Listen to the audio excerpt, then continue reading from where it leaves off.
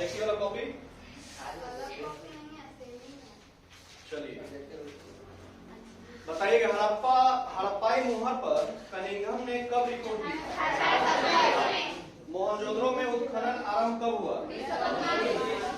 अमेरिकी दल द्वारा हड़प्पा की खुदाई कब किया गया? सिंधु सभ्यता का क्षेत्रफल किस आकार का था? हड़प्पा से सर्वप्रथम बड़ी संख्या में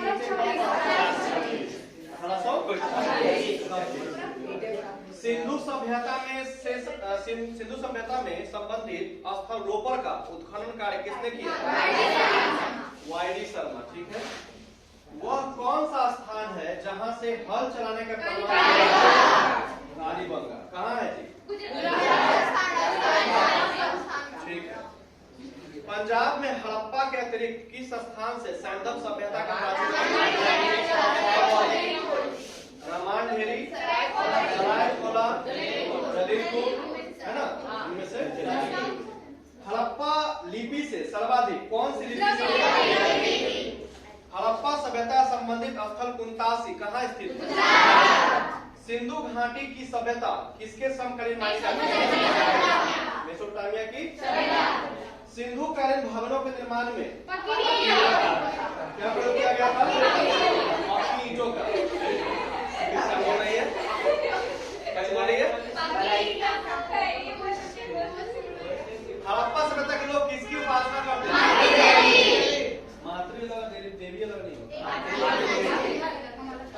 रखालदास बनर्जी को मोहनजोदड़ो के अवशेष कब मिले? सिंधु घाटी सभ्यता किसके समकालीन नहीं मानी जाती? चीन की सभ्यता। जैसे जो आंसर नहीं है उसके अलावा जो होगा उसमें नहीं होगा। सिंधु घाटी के निवासी किस देवी देवता की पूजा करते थे? नहीं करते थे किसका? ठीक है, सिंधु सेंटर में रहिए, ज्यादा दूर बीच में रहिए, उधर मत जाइए। क्या है? ऑडियो आता है। सिंधु घाटी सभ्यता में हल चलाने का प्रमाण कहाँ से मिला है? हड़प्पा संस्कृति की जानकारी कब हुई? 1920। मोहनजोदड़ो की जानकारी किस पुरातात्विक से मिली है? रखालदास। सिंधु घाटी सभ्यता में समाज का स्वरूप कैसा था? विशाल स्नानागार के अवशेष ठीक है। हड़प्पा किस नदी के किनारे है? रावी नदी। सिंधु घाटी सभ्यता की सबसे विशिष्ट पुरावस्तु क्या है? मुहरे। हड़प्पा क्षेत्र की खोज का श्रेय किसे दिया जाता है? दयाराम साहनी को। किसका संबंध हड़प्पा सभ्यता से नहीं है? ऑप्शन में रहता है इस तरह से। आगे, हड़प्पा किस युग की सभ्यता है? ब्रांस युग। हड़प्पा सभ्यता कैसी सभ्यता है? एलोरा के कैलाश मंदिर का निर्माण एकरा में तो सब बोलबे करे। हड़प्पा सभ्यता का सबसे बड़ा नगर कौन था? और विकसित नगर?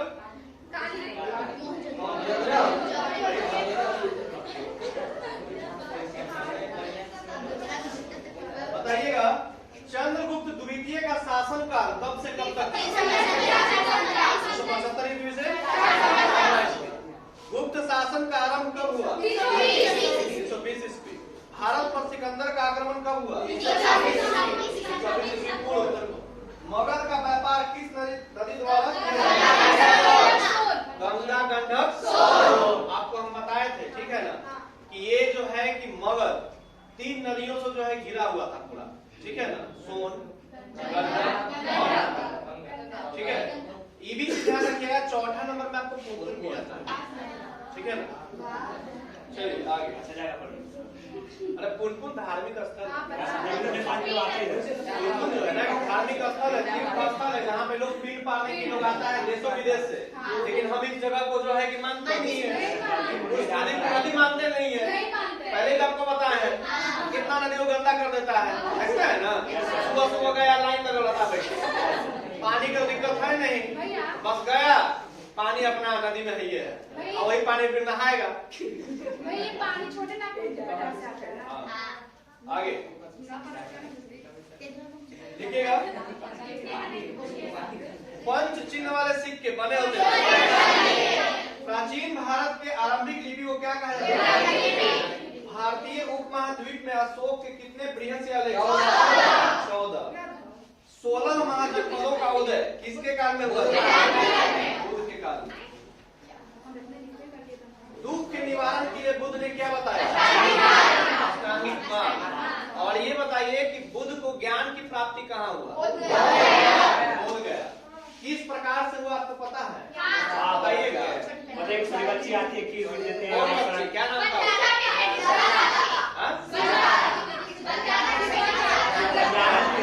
जब जो है बुद्ध भगवान बैठे हुए थे अपना वृक्ष के नीचे तपस्या में लीन थे, बहुत दिन मतलब हो गया, तो वहां पे मतलब इस तरह का मंदिर उस समय नहीं था, एक जंगल टाइप का था, ठीक है ना।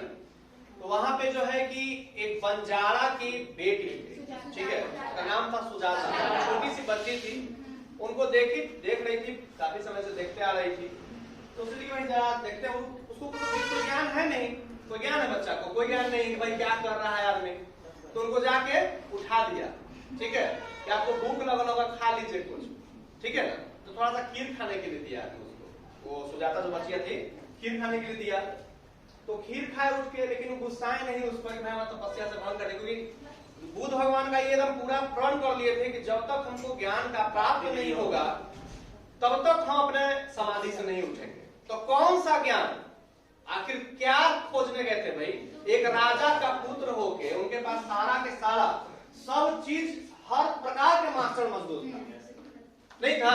हर प्रकार के मास्टर वहां मौजूद था, चाहे वो वेद का हो, चाहे वो पढ़ाई लिखाई, कुछ भी, अस्त्र शस्त्र ज्ञान सब चीज का। लेकिन फिर भी वो कौन सा ऐसा ज्ञान खोजने के लिए जो है कि वो अपने महल छोड़कर चले गए?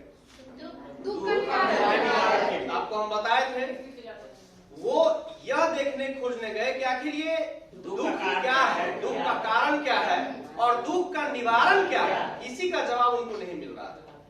लेकिन वो जवाब जो है ना कि दुख का निवारण क्या है, वो जवाब मिला उनको बोध गया।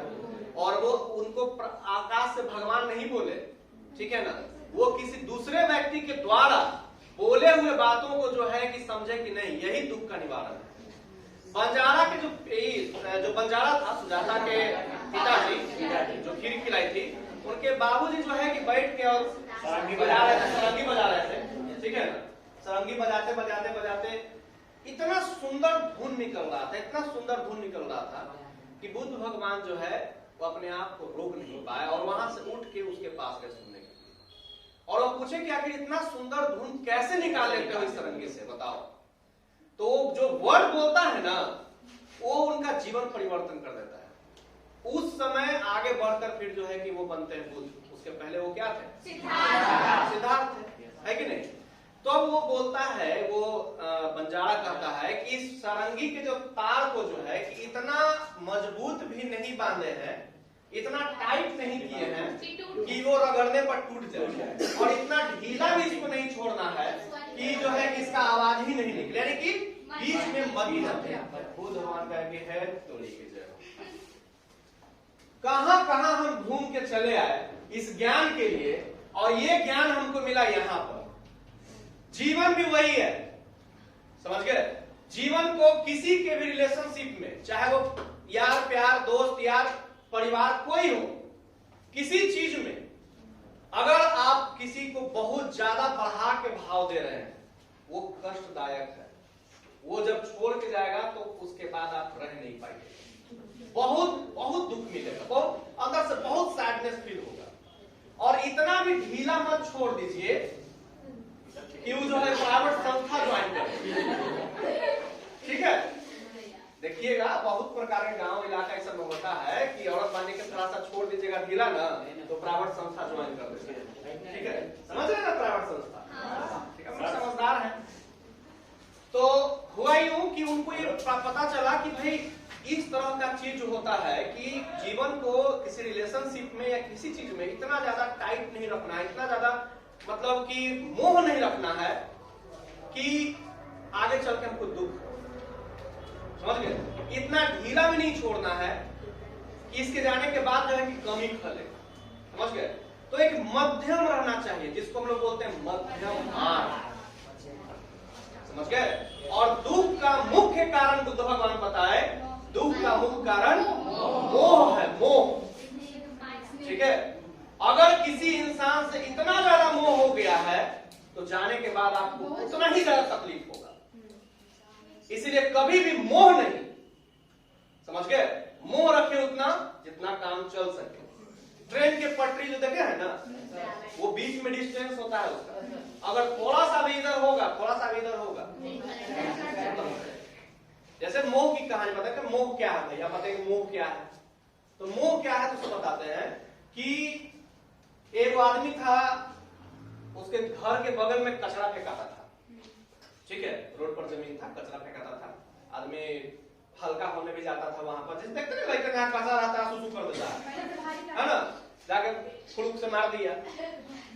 वहां पे वो जो है कि आदमी उभी गया हल्का होने, और जगह से उसको इतना लगाव हो गया कि रोड के किनारे यहाँ बिल्डिंग बनाएगा तो कितना किराया आएगा, बहुत मोह हो गया। तो पता क्या कि जमीन जो है किसका, पता चल गया जमीन किसका, उसको बोला कि हमको ये जमीन चाहिए, बोला हम जमीन नहीं बेचेंगे, बोला ना हम चाहवे करी, बोला हम बेचवे नहीं करेंगे। तो कहा है कि ना बेचवे तो फिर हम जबरदस्ती लेबो, तो फिर हम जबरदस्ती करबे तो हम कंप्लेन करबो। तो हो गया, बीच में कहा सुनी, वो आदमी जो है कि कुछ एक आध हाथ लगा दिया, वो आदमी चल गया थाना में, थाना उसको पकड़ के लाया। तो ये जो देख रहे हैं ये किस चीज के चलते हो, ये जमीन के प्रति, समझ गए? तो मोह नहीं रखना है, समझ गए?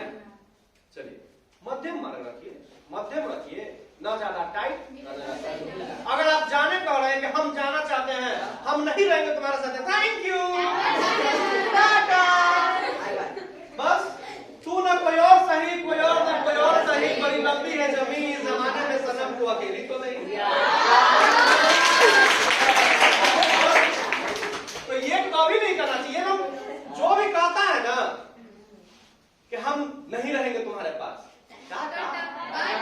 अगर एकदम खुश होकर बोलोगे ना ओके बाय, एक लफ्ज में, वो इंसान सुनना चाहता है, नहीं कैसे नहीं रहोगी, मैं तुम्हारे बिना रह नहीं सकता।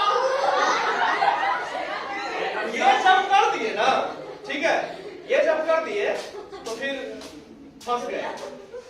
सीधे बोलिए टाटा बाय बाय, फिर कहीं मिलेंगे। जब कहीं बोले कि भाई ठीक है जा रहे हैं तो जाओ जाओ, और शायरी सुना दीजिए। चलिए, अशोक का संबंध किस राजवंश से था? मौर्य वंश। प्रयाग प्रशस्ति किसकी रचना थी? हरिसेन। अशोक की शिलालेखों की भाषा क्या है? प्राकृत। 16 महाजनपदों में सबसे शक्तिशाली माना मगध। किस शासक ने धम्म की नीति प्रतिपादन किया? अशोक। अर्थशास्त्र नामक ग्रंथ के लेखक कौन थे? कौटिल्य। यूनानी स्रोत के अनुसार मौर्य की सेना में कितने पैदल सैनिक थे? 16। प्रयाग प्रशस्ति किस राजवंश संबंधित थी? गुप्त वंश। किस वंश के राजाओं ने अपने को देवपुत्र घोषित किया? ईशान वंश। सांची का स्तूप किस राज्य से? मध्य प्रदेश में होते है ना। स्तूप का संबंध किस वंश से है? मौर्य कला का कौन सा सर्वाधिक नमूना है? स्तूप। त्रिपटक का संबंध बौद्ध धर्म से है। त्रिपटक का संबंध किससे है? बौद्ध धर्म से। प्रथम बौद्ध संगीति कहाँ हुई थी? और किसके शासन काल में? द्वितीय बौद्ध संगीति कहाँ हुई थी? ठीक है, वैशाली। और किसके शासन काल में? अशोक के शासन काल में। तीसरा बौद्ध संगीति कहाँ? पाटलिपुत्र। किसके शासन काल में? अशोक के शासन काल में। ठीक है, आगे। हीनयान और महायान का संबंध किस धर्म से? बौद्ध धर्म से। धम्म महामात्रों को किसने नियुक्त किया? कनिष्क का राज्यरोहण कब हुआ? कनिष्क किस राजवंश संबंधित था? कुषाण वंश। अशोक का शासन काल कब से कब तक हुआ? 272 ईस्वी पूर्व से 231 ईस्वी पूर्व। चंद्रगुप्त मौर्य का राज्य ग्रहण कब हुआ? 327 ईस्वी पूर्व। सिकंदर ने भारत पर आक्रमण कब किया? 326 ईस्वी पूर्व। ध्यान रखिएगा, सिकंदर का जो आक्रमण हुआ था उस समय मगध का शासक कौन था? घनानंद। सही बोल रहा है, ठीक है ना? घनानंद था, समझ गए? नेक्स्ट चैप्टर, 2 चैप्टर हो गया, तीसरा चैप्टर।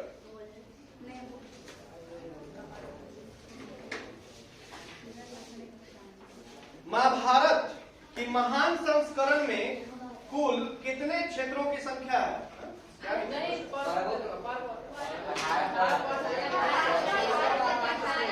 ठीक है, महाभारत के लगभग कितने वर्ष में रचना हुई थी?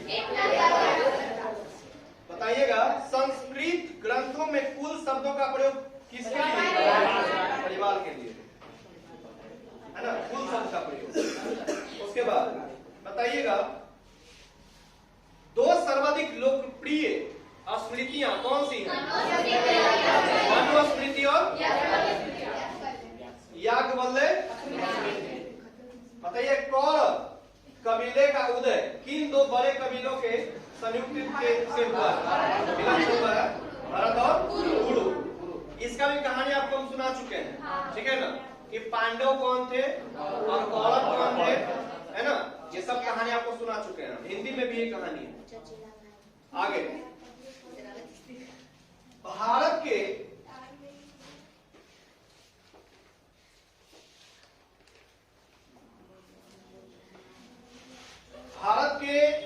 प्रयाग कथन में क्या लिखिए?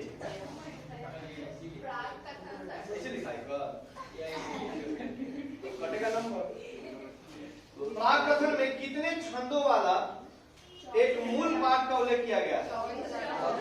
24,000 छंदों वाला। महाभारत में कितने पर्व और श्लोक हैं?